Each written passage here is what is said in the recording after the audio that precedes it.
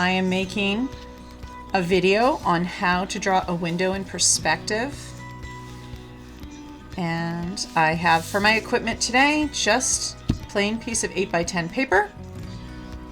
8x10 piece of paper that I have folded into a straight edge. I don't need a ruler, I just need the straight edge of something. I could actually have 2 pencils and use one of my pencils as a ruler for equipment if I wanted to. You could use the edge of a book. You know, it's a straight edge, not a ruler, because I'm not doing any measuring. So step 1, I'm taking my 3 fingers and putting them to the right hand side of the page, and I'm going to bring my straight edge over and measure that space in 3 fingers. I will then draw a vertical line coming down and making it just a little bit past the halfway point. Excuse me. So I need some more music. There we go. So that vertical line comes down to about halfway. I can take my straight edge then, and I could draw the window with a horizontal line here, but I don't find that very interesting. So I'm actually going to tilt the left-hand side of my straight edge down and make this window look more like it's in perspective, as if the vanishing point is off the page to the right. And now I have what looks like a backwards L that's sloping down a little bit. In order to get the dimension for the window that you see in this sample, I'm going to double this line and then triple it further out. So the line that I just drew is right here, and now I'm going to draw a second and a third further out. It's going to look like a backwards block letter L.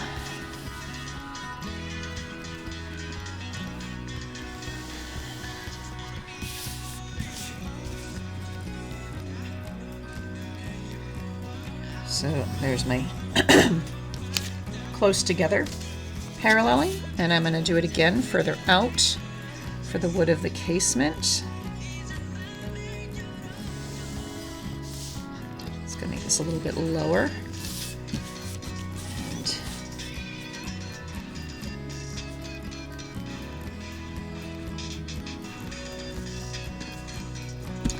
there we go.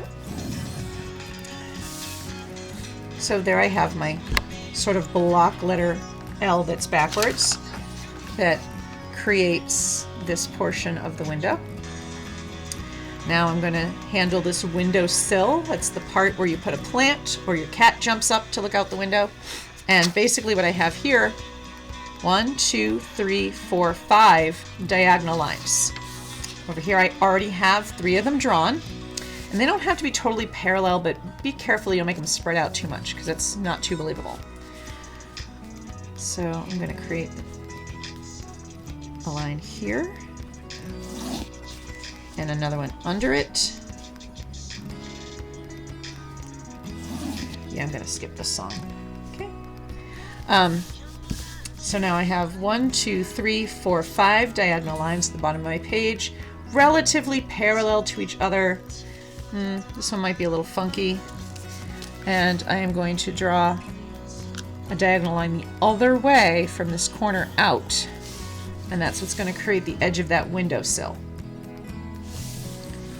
And we have that much drawn so far. Okay. Now I'm going to come back to this vertical line and go slightly outward, because I'm going to draw the outside of the building. So through my window, I'm going to see the part of the building outside and what it's made of. And in this case, in my sample, it is made of brick. And that brick's all bumpy, so I have some tricks for that. This one might be easier to see in this sample. So I've drawn that vertical line down and done some horizontal lines across, like little equal signs. So I'm going to divide up this space in here with a little equal sign, and you kind of want to make them about the same distance apart, because you want your bricks to be about the same size. You can use your fingers to measure that if you want. I do what's called eyeballing it. I just look at it by eye, and I've drawn some very nice straight lines so far, but bricks are not always nice and flat and neat and perfect, especially in older buildings. They're kind of bumpy. So I'm going to back my fingers up on my pencil to give my grip a little bit looser.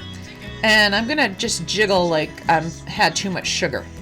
So I'm letting my pencil kind of bump around like I'm nervous and I've had too much sugar. That point might be a little much. Round that off. And in this next section, I'm just going to let my pencil wiggle, give me some unevenness and bumpiness. And I'll do the same for the next two sections.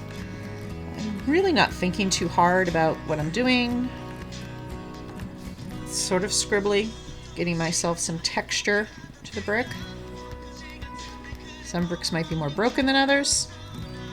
And then I'm going to go into those spaces that used to be equal signs and use a little right-hand parenthesis to scoop out the grout in between the bricks. Scoop out the grout in between the bricks. And again over here. And in order to make these bricks look outside, especially because bricks tend to be a darker color than people paint their houses, I'm just going to lay down some more lead here, side of my pencil, and just tone it down. Erase inside the window. And I now have those bricks slightly visible outside the window. Again, since this is a video, you can pause it at any time, but I'm going to keep moving because I don't want to make the video long and hard to upload. There are two kinds of windows that people have. This kind is called a divided light, and it has the wood cross pieces that were invented because they didn't have big pieces of glass and they had to use smaller pieces, and the wood held it together. And this is what's called a picture window, which is all glass and doesn't have the crossbars. If you want a picture window, you're already there. If you want the crossbars, pay attention to the next part. Otherwise, you can fast forward if you're doing a picture window. So what I'm noticing here about making this look three-dimensional is how key this area here is. I'm gonna bring that down so that as I draw it, you can see it better. And this piece of wood ends up being like the sides of a box. We have a front and a bottom and that little depth there. The same thing happens over here. In order to do that, I need 1, 2, 3 parallel lines. 2 of them are going to touch this middle line, and one of them is going to touch the one to the left of it. So I'm going to make, and I don't want that to line up with the grout. All right, I don't want to put that where this is going to land. So I'll bring my ruler in, my straight edge, and from this middle line, I'm going to add 1, oops, it moved, 1,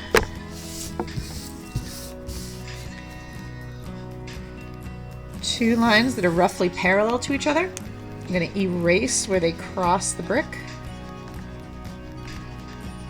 because they're blocking my view of the brick. And I'm going to draw a third relatively parallel line from this one instead, from that middle line. And you'll notice this space is a little bit, oh my gosh, this space is a little bit narrower. And I'm just going to take the opportunity right now to just throw some lead in here to make that shaded. I'm going to strengthen up that edge because I wiggled.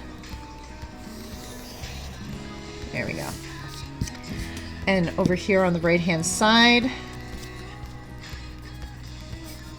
I've got 1, 2 touching the outside line. I'm actually going to erase that space in between them to make that connected. And then a little diagonal line to join that to the back. I want some more shadow.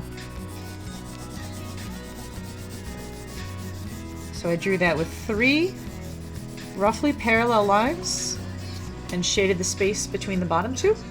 And I now have a divided light. Some windows are like this and they only have the top and the bottom sash. I'm going to do the vertical cross piece that is sort of traditional. And I'm going to do the same thing I did here, just going down. So from the edge, I'm going to make a vertical line up, move my straight edge over a little bit, make another vertical line going up, and move it up a little bit more, and draw a third vertical line going up.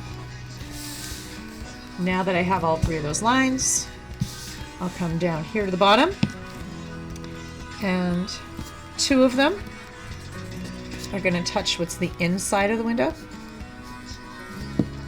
erasing the space between so that joins, and then a little diagonal dash connecting those together to get that 3D effect, and shadow that in up to the middle, and then I'll work on the middle.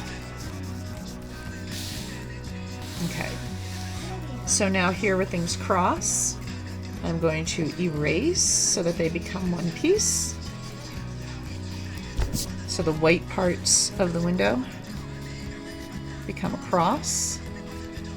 And then I'm going to put a little diagonal line right here, and that crosses like armpit to get that 3D effect.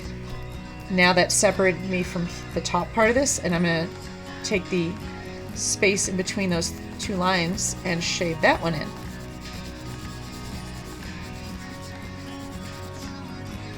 Okay, so with those 6 lines that I just drew and a little bit of shading, I have created a 3-dimensional divided light effect. You can almost just see, let me see, you know, come along and stand a bottle of water right there in the window. My kids leave things on the windowsill all the time. So I promised my students that I would get them to this point, and we just need a few more shadows thrown in to make it even more realistic. One is to come here where the sash of the window meets the sill, and use the side of your pencil and throw some gray there. Rub that around with your finger. Right, you really want to make it darkest right where, because there's usually like a little bit of a gap. Houses with divided lights are usually a little bit older, and the measurements weren't perfect, or the wood swelled. And then I'm going to take my ruler and put it there to block my erasing.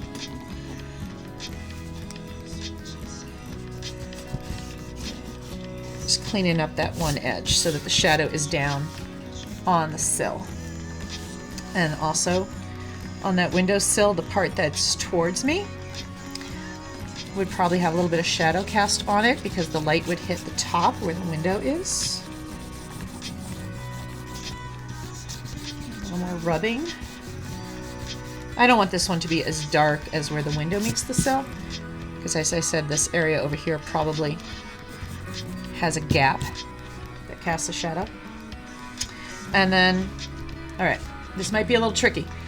This vertical line that we drew before, I'm going to continue that down here very lightly, but I'm actually going to make that shadow. And I'm going to make it darker, because the light is coming through the window and it's being blocked by the windowsill from hitting the rest of the room. At this point, if you wanted to use your straight edge again to keep you from going in the wrong spot. Again, some more finger rubbing, make that a little less distinct, a little more out of focus. And we've got a shadow under the window. So we're starting to build up that 3-dimensional effect with these simple shadows. What I'd like to handle now is my glow of light coming from outside into the room. And this is achieved with a very simple effect, almost like a cartoon. I'm going to use a diagonal line on the side of my pencil inside each area of divided light.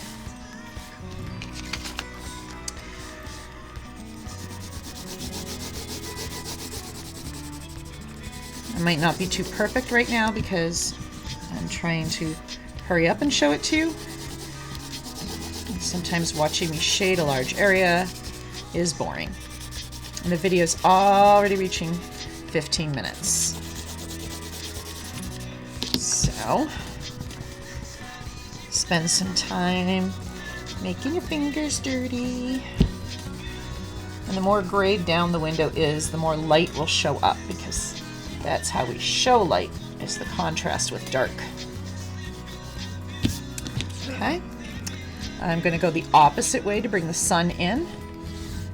And I really want it to be like glaring and out of focus. So I'm actually going to go right over things that I've drawn and have that glow of light looking like it's coming from outside and into the room. Maybe a little less in focus as it gets further from the glass.